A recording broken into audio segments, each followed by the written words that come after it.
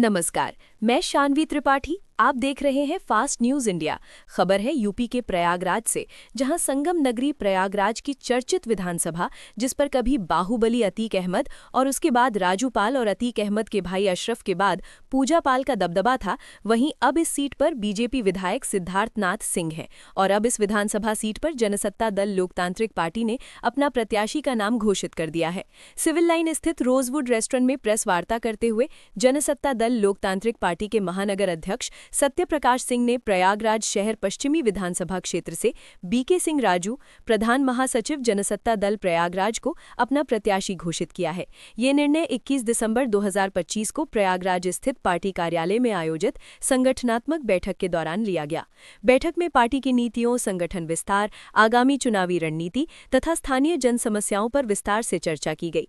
Party पदाधिकारियों ने राजू सिंह के सामाजिक कार्यों, जनसंपर्क और संगठन के प्रति उनकी सक्रिय भूमिका को देखते हुए उन्हें शहर पश्चिमी क्षेत्र से प्रत्याशी बनाए जाने पर सर्वसम्मति से सहमति जताई। पार्टी नेतृत्व ने कहा कि राजू सिंह क्षेत्र की जनता से जुड़े मुद्दों को मजबूती से उठाने में सक्षम है और उनके नेतृत्व में जनसत्ता दल लोकतांत्रिक प्रयागराज शहर पश्चिमी में संगठन को और अधिक सशक्त बनाएगा। राजू सिंह को प्रत्याशी घोषित किए जाने के बाद पार्टी कार्यकर्ताओं में उत्साह देखा गया। कार्यकर्ताओं ने इसे आगामी चुनाव में पार्टी की स्थिति मजबूत करने की दिशा में एक महत्वपूर्ण कदम बताया। बताते चले, वहीं प्रेस कॉन्फ्रेंस के दौरान भावी विधायक प्रत्याशी ने भी मौजूदा शहर पश्चिम से भाजपा विधायक पर बड़ा बयान देते हुए निशाना साधा है और कई गंभीर आरोप भी लगाए हैं। देखें यूपी सेंट्रल से मनोज सिंह की रिपोर्ट।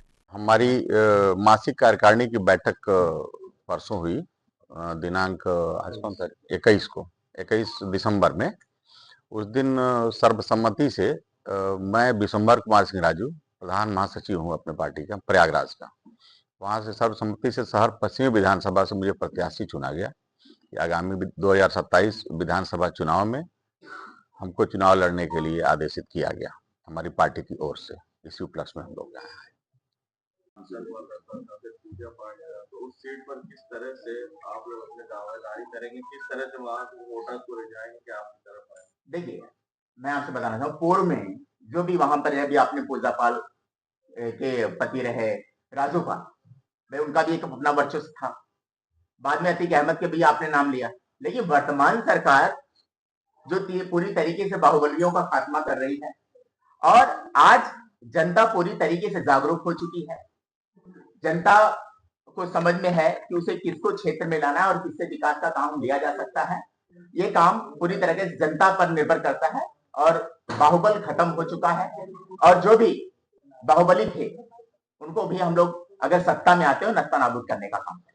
आपकी पार्टी भारतीय जनता पार्टी के साथ चुनाव लड़ेगी या इंडिविजुअल लड़ेगी? अगर साथ में लड़ती है तो शहर पश्चिमी पे जो आपकी दावेदारी है क्या वो बरकरार रहेगी? देखिए, अभी हम ये नहीं कह सकते हम किसके साथ चुनाव लड़ेंगे। अभी हमारे राष्ट्रीय अध्यक्ष जी का किसी के साथ अलायंस नहीं है। अभी जनसत्ता दल पूरे उत्तर प्रदेश में अपने दम पे चुनाव। आज मैं शहर पश्चिमी से विधानसभा प्रत्याशी जनसत्ता दल लोकतांत्रिक पार्टी की तरफ से विशंबर कुमार सिंह राजू को विधानसभा प्रत्याशी घोषित करता हूं।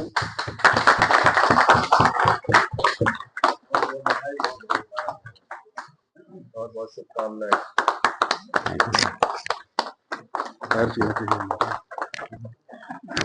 नमस्कार, कहीं पैर छूना चाहिए। Thank you. आइए अपने। Thank you. शुभकामनाएं भैया। Thank you. भैया बहुत बहुत शुभकामनाएं। धन्यवाद। आपके साथ हैं। बहुत बहुत धन्यवाद।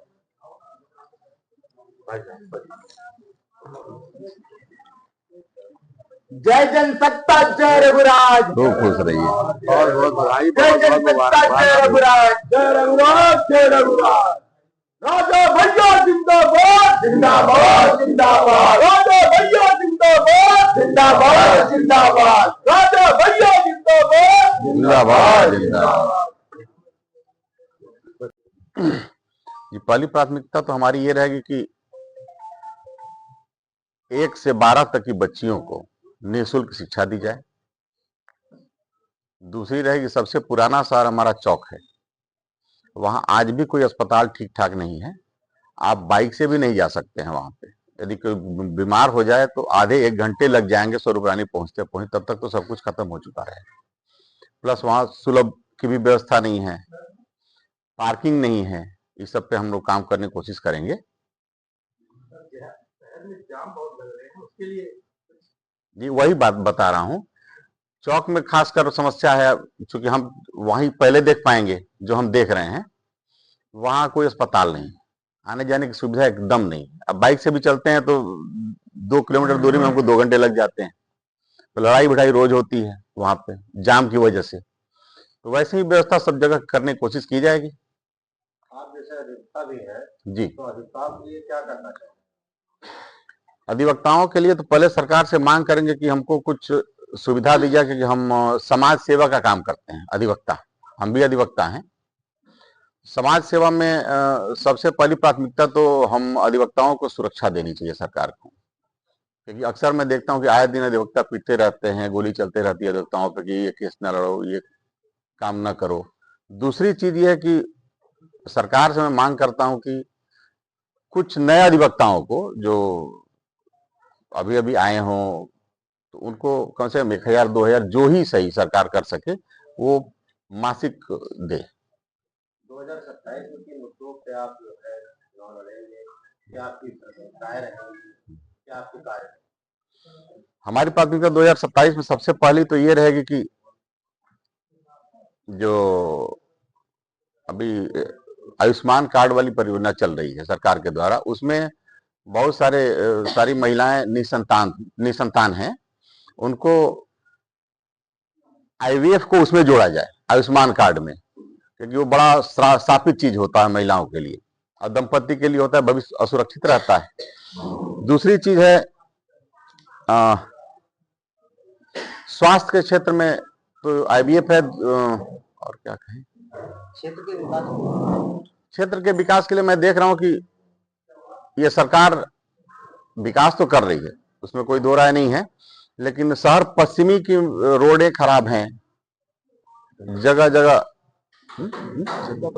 जनता परेशान है, सुनवाई नहीं हो रही है। और तीसरी सबसे बड़ी हाँ, वहाँ पेयजल की व्यवस्था में देखता हूँ कि नहीं है कहीं सुलभ। बड़ी बड़ी चौड़ी रोडें हैं, वहां सुलभ की व्यवस्था नहीं है। सबसे पहले तो आम जनता रोड पे चल रही है तो उसको कुछ तो चाहिए ना, कहीं कुछ पानी पीना हो तो रुक के पी सकते। लाइट की बहुत ज्यादा समस्या है, उसके लिए आप क्या करेंगे? लाइट की समस्या के लिए तब चलें, अब कल या परसों में हम डीएम साहब से बात करने की कोशिश करेंगे कि भाई उस क्षेत्र में सिस्टम सही किया जाए बिजली विभाग का। जी पहली प्राथमिकता तो हमारी ये रहेगी कि 1 से 12 तक की बच्चियों को निःशुल्क शिक्षा दी जाए। दूसरी रहेगी, सबसे पुराना शहर हमारा चौक है, वहां आज भी कोई अस्पताल ठीक ठाक नहीं है। आप बाइक से भी नहीं जा सकते हैं वहां पे। यदि कोई बीमार हो जाए तो आधे 1 घंटे लग जाएंगे स्वरूपरानी पहुंचते पहुंचते, तब तक तो सब कुछ खत्म हो चुका है। प्लस वहां सुलभ की भी व्यवस्था नहीं है, पार्किंग नहीं है। इस सब पे हम लोग काम करने की कोशिश करेंगे। शहर में जाम बहुत लग रहे हैं, उसके लिए जी वही बात बता रहा हूँ, चौक में खासकर समस्या है, क्योंकि हम वहीं पहले देख पाएंगे जो हम देख रहे हैं। वहां कोई अस्पताल नहीं, आने जाने की सुविधा एकदम नहीं। अब बाइक से भी चलते हैं तो 2 किलोमीटर दूरी में हमको 2 घंटे लग जाते हैं। तो लड़ाई भिड़ाई रोज होती है वहां पे जाम की वजह से। तो वैसे ही व्यवस्था सब जगह करने की कोशिश की जाएगी। आप जैसे अधिवक्ता भी है, जी, तो अधिवक्ताओं के लिए क्या करना चाहिए? अधिवक्ताओं के लिए तो पहले सरकार से मांग करेंगे कि हमको कुछ सुविधा दी जाए, क्योंकि हम समाज सेवा का काम करते हैं, अधिवक्ता हम भी अधिवक्ता हैं। समाज सेवा में सबसे पहली प्राथमिकता तो हम अधिवक्ताओं को सुरक्षा देनी चाहिए सरकार को, क्योंकि अक्सर मैं देखता हूँ कि आए दिन अधिवक्ता पीटते रहते हैं, गोली चलते रहती है अधिवक्ताओं पे कि ये केस न लड़ो, ये काम न करो। दूसरी चीज ये है कि सरकार से मैं मांग करता हूं कि कुछ नए अधिवक्ताओं को जो अभी अभी आए हों, तो उनको कम से कम 1,000 2,000 जो ही सही सरकार कर सके वो मासिक दे। 2027 में किन मुद्दों पे आप जो है चुनाव लड़ेंगे? क्या आपकी राय रहेगी? क्या आपकी कार्य? हमारी प्राथमिकता 2027 में सबसे पहली तो ये रहेगी कि जो अभी आयुष्मान कार्ड वाली परियोजना चल रही है सरकार के द्वारा, उसमें बहुत सारी महिलाएं निसंतान हैं, उनको आईवीएफ को उसमें जोड़ा जाए आयुष्मान कार्ड में, क्योंकि वो बड़ा स्थापित चीज होता है महिलाओं के लिए और दंपति के लिए होता है, भविष्य असुरक्षित रहता है। दूसरी चीज है स्वास्थ्य के क्षेत्र में तो आईवीएफ है, और क्या कहें, क्षेत्र के विकास के लिए मैं देख रहा हूं कि ये सरकार विकास तो कर रही है, उसमें कोई दो राय नहीं है, लेकिन शहर पश्चिमी की रोडें खराब हैं, जगह जगह जनता परेशान है, सुनवाई नहीं हो रही है। और तीसरी सबसे बड़ी हाँ, वहाँ पेयजल की व्यवस्था में देखता हूँ कि नहीं है कहीं सुलभ, बड़ी बड़ी चौड़ी रोडें हैं, वहाँ सुलभ की व्यवस्था नहीं है। सबसे पहले तो आम जनता रोड पे चल रही है तो उसको कुछ तो चाहिए ना, कहीं कुछ पानी पीना हो तो रुक के पी सकते। लाइट की बहुत ज्यादा समस्या है, उसके लिए आप क्या करेंगे? लाइट की समस्या के लिए तब चलें, अब कल या परसों में हम डीएम साहब से बात करने की कोशिश करेंगे कि भाई उस क्षेत्र में सिस्टम सही किया जाए बिजली विभाग का। विधानसभा प्रत्याशी जनता दल लोकतांत्रिक पार्टी की तरफ से दिसंबर कुमार सिंह राजू को विधानसभा प्रत्याशी घोषित करता हूं। बहुत बहुत शुभकामनाएं।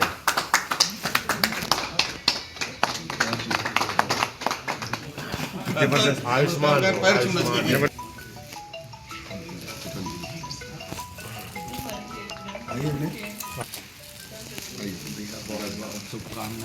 दिसंबर में उस दिन सर्वसम्मति से मैं दिसंबर कुमार सिंह राजू प्रधान महासचिव हूँ अपनी पार्टी का प्रयागराज में।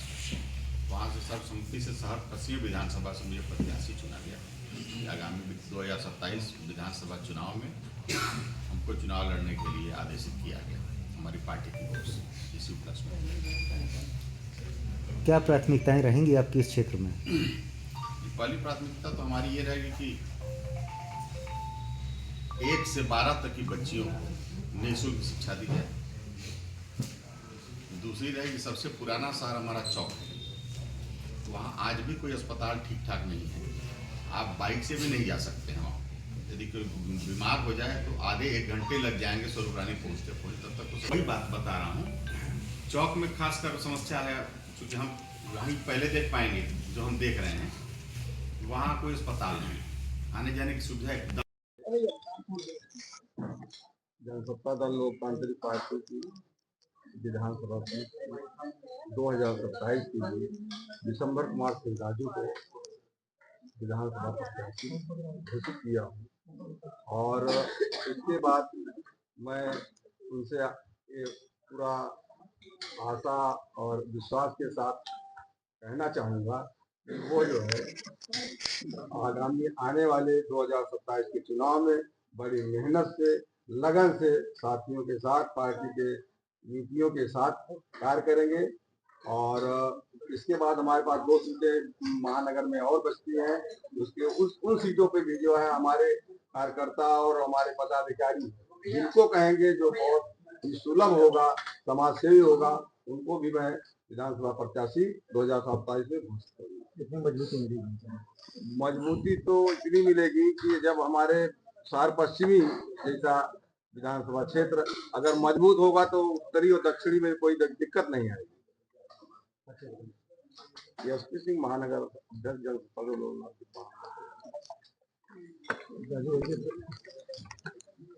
धक्का नहीं मारो यार, आराम से लगाओ। प्रदेश में आपकी सरकार उत्तर प्रदेश में हमारे माननीय क्या रहने वाली? भैया और आपको पार्टी में प्रत्याशी घोषित किया है, अपने क्षेत्र में क्या प्राथमिकताएं रहने वाली? हमारी सबसे पहली प्राथमिकता शिक्षा और स्वास्थ्य है। वहाँ पे वहाँ दोनों की कमी है, शिक्षा की तो बहुत कमी है, वहाँ आज भी पढ़े लिखों की संख्या कम है। वहाँ वार्ड भी हैं, वहाँ वो ग्राम भी हैं जहाँ प्रधानी का चुनाव होता है। हम देखते हैं कि वहाँ खासकर ग्राम में पढ़े लिखों की संख्या कम है, उनकी शिक्षा पे विशेष मेहनत करने की ज़रूरत है। हम घर घर जाएंगे, अपने लोगों को भेजेंगे कि भाई शिक्षा के प्रति जागरूक किया जाए। सरकार व्यवस्था दे रही है, सरकार मिड डे मील चला रही है, उसमें जाएं, पढ़ें लिखें, कुछ आगे बढ़ें। पढ़ेंगे तभी जागरूक होंगे। मौजूदा सरकार के जो यहाँ पर विधायक हैं वो तो विकास की बात कर रहे हैं जी। ऐसा क्या विकास है जो वो नहीं कर पाए और आप वो करेंगे? सबसे पहली समस्या तो ये है कि जो मौजूदा विधायक जी हैं वो घर से निकलते नहीं, क्षेत्र भ्रमण नहीं करते, और कोई जाता है तो मुझे सुनने में आया है कि व्यवहारिक नहीं है आम जनता के प्रति। वो जो भी उनके पास जाता है काम लेके कुछ करता है, तो वो काम हम नहीं करेंगे। हम हमेशा क्षेत्र में घूमते हैं, टहलते हैं, मोहल्ले मोहल्ले जाते हैं, लोगों की समस्याओं को आज भी सुनते हैं, क्योंकि मेरा काम वकालत का है। लोग बुलाते रहते हैं मुझे, भैया मेरे यहाँ आ जाइए, ऐसा ऐसी समस्या है, वही समस्या है। तो जब भी मुझे मौका मिलता है मैं जाता हूँ, देखता हूँ, और लोग कहते हैं कि भी आपका व्यवहार अच्छा है। जो विकास नहीं हो पाए वो करेंगे? एकदम करेंगे अच्छा बताइए। जी। बीके सिंह राजू, प्रधान महासचिव, प्रयागराज, जनसत्ता दल लोकतांत्रिक।